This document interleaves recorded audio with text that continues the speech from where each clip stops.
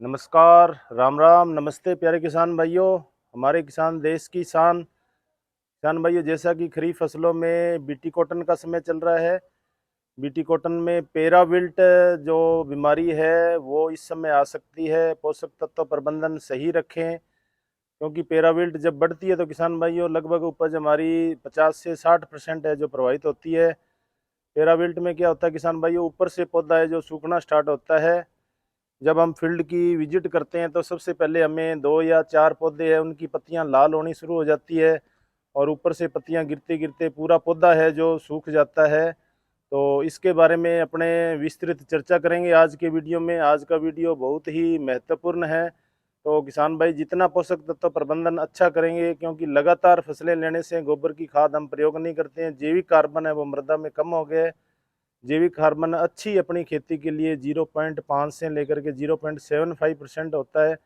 जब हम मिट्टी टेस्ट प्रयोगशाला के अंदर मिट्टी को टेस्ट कराते हैं तो उसमें जैविक कार्बन है वो 0.2% के आसपास रह गया है। तो इसको हमें बढ़ाने की ज़रूरत है। अब जो वर्तमान दशा चल रही है उसमें किसान भाई क्या क्या सावधानियां बरत सकते हैं, कौन कौन से फर्टिलाइज़र का प्रयोग है वो फोलियर स्प्रे के रूप में कर सकते हैं। तो वीडियो को बड़ा ध्यान से देखें। आप किसान भाइयों के लिए बहुत ही महत्वपूर्ण जानकारी है, जिससे हमारी किसानों की उपज है जो प्रभावित न हो। किसान भाइयों का प्रश्न था पैराविल्ट के बारे में। नरमा जो लास्ट में सूखता है उसके बारे में चर्चा करेंगे। तो कितनी की समस्या आती है किसान भाइयों पैराविल्ट की, जो लास्ट में नरमा साट मारता है? हाँ जी, तो इसके बारे में चर्चा करेंगे किसान भाइयों। ये जो बीमारी आती है मुख्य रूप से है पोषक तत्वों की कमी के कारण आ जाती है, क्योंकि अब जो समय चल रहा है इसमें टिंडे भी बन रहे हैं। टिंडों के बारे में थोड़ी सी चर्चा करें। पहले यदि किसी सुंडी ने आपके 5-7 टिंडे खा लिए तो उसकी चिंता करने की जरूरत नहीं है। अब जो समय चल रहा है उसमें बहुत फास्ट टिंडे बन रहे हैं। व्हाइट फूल आपको दिखाई देता है, दोपहर बाद में उसमें पॉलिनेशन हो जाता है, हल्के पिंक कलर का हो जाता है, और दूसरे दिन आपको गुलाबी रंग का मिलेगा, छोटा टिंडा बन जाएगा। तो इसमें लगभग बीटी कॉटन की बात करें तो 5 से 6 प्रकार के इसमें जो फ्लैश आते हैं। तो इसमें जो पैराविल्ट बीमारी आती है उससे बचने के लिए हम क्या कर सकते हैं? ये जो बीमारी आती है किसान भाइयों लगभग अगस्त के लास्ट में नरमा एकदम साट मार जाता है, या सितंबर के शुरू में साट मार जाता है।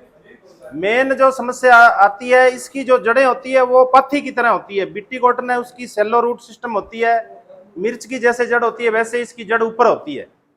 तो हम कई सालों से जो ट्यूबवेल का पानी की सिंचाई कर रहे हैं, लगभग 15 से 20 साल से, तो जो हनुमानगढ़ जिले की बात करें तो इसमें जो ग्राउंड वाटर है उसकी ईसी है वो 1.5 से ज्यादा है। खराब सिंचाई पानी जब हम जमीन में लगाते हैं तो भूमि के अंदर लवण है वो इकट्ठे हो जाते हैं। और जो हमारी साधारण मृदा की हम बात करते हैं तो वहां पर मिट्टी के अंदर पोषक तत्व और प्लस जल की सांद्रता होती है कम।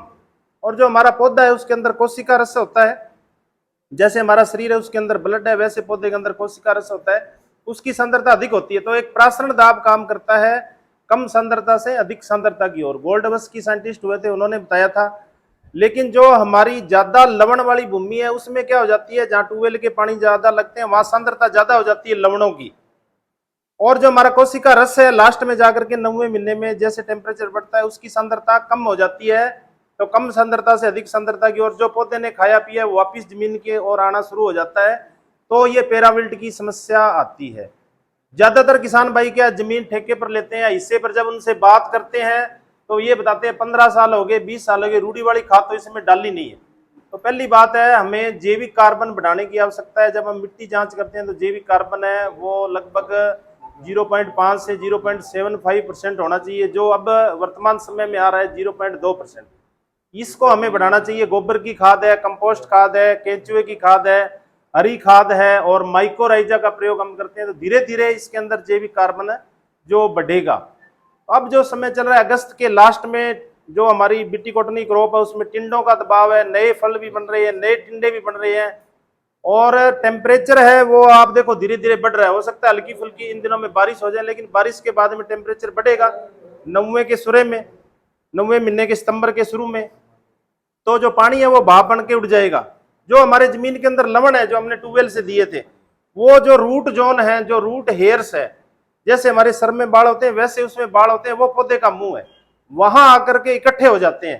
तो ये पैराविल्ट की समस्या आती है। जड़ आपको बिल्कुल सही मिलेगी, एक तो जैसा डब्ल्यू साहब ने बताया था, आप सभी पोषक तत्वों का ऊपर से स्प्रे है वो सही करें। और साथ में सिंचाई पानी अब जब भी आप देते हो तो आप मिट्टी टेस्ट कराओ, पीएच आपका 8.5 से ज्यादा आएगा तो फिटकरी प्रयोग करें। 1 किलो फिटकरी है वो 1 बीघे में डालें। कोई जूट का गट्टा है, बोरी का गट्टा है, उसमें डाल के जो आपका नक्का चल रहा है, मान लो 1 बीघे में आपके 2 क्यारे हैं तो थोड़ा सा आधा क्यारा पानी का हो जाए तब फिटकरी का घोल स्टार्ट कर दें तो पूरे खेत में फैल जाएगा। एलम होता है इसके अंदर, एल्यूमिनियम पोटेशियम सल्फेट, जो पीएच को तुरंत ही डाउन कर देता है, जिससे हमारे सभी पोषक तत्व मिलेंगे। जो जमीन में हानिकारक फंगस है उसको भी ये नष्ट कर देता है। 10 दिनों में ये पीएच को कम कर देता है। साथ में आप घर पे एक देसी जुगाड़ बनाएं, 20-30 लीटर का ड्रम लें, उसमें एक टोंटी लगाएं और नक्के के अंदर आपको यूरिया देनी है किसान भाइयों। 15 से 20 किलो यूरिया ले लें, 2 किलो उसमें सल्फर मिलाएं, सल्फर का घोल मिला करके, और उसको जब आधी क्यारी पानी की हो जाए तब स्टार्ट कर दें। 15 किलो यूरिया, 2 किलो सल्फर। 80% वाला सल्फर पाउडर वाला ले लो या 90% वाला लिक्विड वाला है तो आप 2 लीटर सल्फर ले सकते हो। ये हमने हजारों फील्ड के अंदर प्रयोग किया है। करना कब है? जब हम खेत की मॉनिटरिंग करते हैं, हमें 2 पौधे, 4 पौधे, 4 पाई जितनी जगह पत्ते लाल होने शुरू हो जाए उस समय आप इसको स्टार्ट कर दें, अगस्त के लास्ट में या नवंबर में। जब ये एकदम आ जाता है तो हम इसको कंट्रोल नहीं कर सकते हैं, तो उससे हमें बहुत बड़ा बेनिफिट मिलेगा। इस समय आप पोटास भी जरूर दें पानी के अंदर घोल करके, 10 किलो प्रति बीघा पोटास। पोटास क्या काम करता है? पोटास का काम है ट्रांसपोर्टेशन का। जो भोजन बनाया है पत्ती ने, भोजन बनाने का काम कौन कर रही है? पत्ती। इसलिए पत्ती हमारी हरी रहनी चाहिए। पत्ती यदि हमारी तेज स्प्रे के कारण या कोई बीमारी के कारण खराब होगी तो हमारा जो नरमा 8 क्विंटल दिखता है वो 5-6 क्विंटल में रह जाएगा। क्योंकि जो बात चल रही थी, जो लिंट परसेंटेज इसका होता है, कॉटन सीड बिनोले उसमें 70% होते हैं, 30% रुई होती है। जो बिनोले को भोजन बना के दे रही है वो पत्ती दे रही है। आप चुगारों को भी देख लो, जिस नरमे के पत्ते गिर गए वहां चुगारे नरमा बहुत कम चुगने का प्रयास करेंगे। 60 किलो की पांड आपको 40 किलो की मिलेगी। जो हरा नरमा या सिंचाई कर दी है वहां पर 40 किलो की पांड 50-55 किलो की मिलेगी, क्योंकि उसमें बिनोले को, पानी को वो खींच लेता है। इसलिए पत्तियां सुरक्षित रखें, ज्यादा स्प्रे आपस में न मिला करके करें। यदि फाड़ कम है तो आप है 05234 का स्प्रे करें। 05234 ले सकते हो आप 750 ग्राम, 100 लीटर पानी में 750 ग्राम 05234। साथ में बोरोन मिलाओ, और साथ में हाइट ज्यादा है तो चमत्कार मिला सकते हो। यदि हाइट आपकी सही है तो आप 05234 है, बोरोन है, और साथ में मैग्नीशियम मिलाओ 1 किलो, तो आपको बेहतरीन परिणाम मिलेंगे।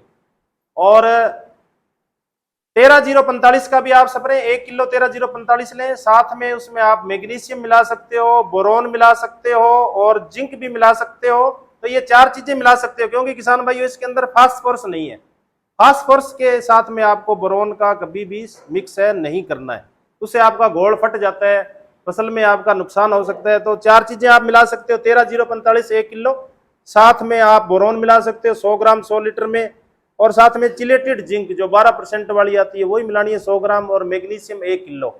इसका आप स्प्रे करोगे तो जो बीमारियां हैं, पत्तों में पीलापन है, ड्रॉपिंग की समस्या है, पौधे को खुराक मिलनी है, पोटास है वो भोजन को आगे पहुंचाएगा, तो ड्रॉपिंग है वो कम से कम होगी और हमें बेहतरीन परिणाम मिलेंगे।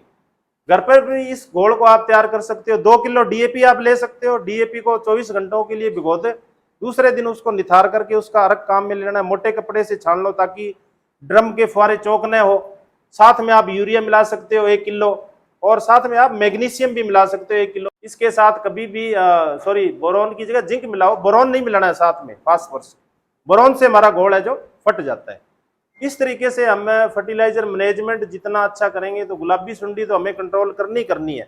कई बार जो हमारा फोकस है वो गुलाबी सुंडी पर हो जाता है, हम जो पोषक तत्वों वाली स्प्रे है वो करना भूल जाते हैं। इसलिए कोई भी रस चूसने वाले कीट है, सुंडी वाली दवा है, उसके साथ आप फर्टिलाइजर का घोल न मिलाएं, उसको अलग से स्प्रे करें।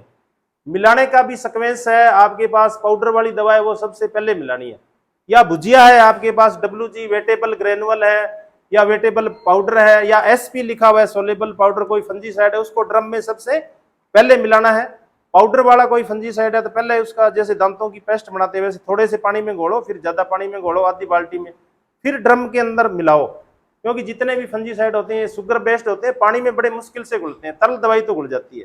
तो 1 नंबर पर आपको सबसे पहले पाउडर वाली दवा, 2 नंबर पर लिक्विड दवा जिसके पीछे SL लिखा हुआ है सोलेबल लिक्विड, या आजकल ग्रीन टेक्नोलॉजी या SC वाली दवाई आपको ज्यादा मिलती है, SC सस्पेंसेबल कंसंट्रेट। उसको पहले आपको छोटी सी बोतल के अंदर अच्छी तरह घोल मिलाना है, फिर आधी बाल्टी के अंदर डालो, फिर आधे ड्रम के अंदर, तो आपको बेहतरीन परिणाम मिलेंगे। अब कोई सुंडी वाली दवा आप मिलाना चाहते हो जिस पर इसी लिखा हुआ है, तो उसको सबसे एंड में 3 नंबर पर मिलाओ। इमल्सी फाइबर कंसंट्रेट, पेट्रोलियम बेस्ड दवाई होती है। यदि आपने इसी वाली दवा पहले मिला दी ड्रम में और तेले वाली बाद में मिलाई है, तो तेले वाली दवा के रिजल्ट है वो 60 से 70% कम हो जाएंगे। तो मिलाने का सीक्वेंस सही रखें। ज्यादातर आप 3-3, 4-4 दवाइयां मिला करके स्प्रे न करें। कोई भी फर्टिलाइजर है वो तेले और चेपे वाली दवा के साथ न मिला करके स्प्रे करें। तो ये किसान भाइयों हमारा पोषक तत्व प्रबंधन था। पेराविल्ट के बारे में आपको बता दिया, 15 किलो यूरिया, 2 किलो सल्फर और पोटास उसमें देते रहें, क्योंकि ये जो हमारा नरमा है वो अमेरिकन गाय की तरह होता है। जितनी हम खुराक पानी के साथ, अब ऊपर से तो यूरिया छिड़क नहीं सकते हैं, नक्के में ही हमें देना है।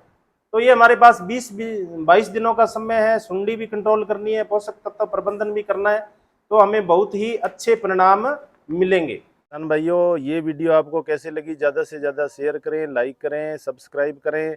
तो जितना अच्छा हम फर्टिलाइज़र प्रबंधन करेंगे, मैनेजमेंट करेंगे, सिंचाई प्रबंधन अच्छा रखेंगे, उतने हमारे फूल और टिंडों की संख्या बढ़ेगी। टिंडों का साइज यदि बड़ा होगा तो हमें उपज ज़्यादा मिलेगी। तो वीडियो आपको कैसा लगा, मिलते हैं नेक्स्ट वीडियो में। राम राम जी, जय जवान, जय किसान, जय विज्ञान, जय भारत।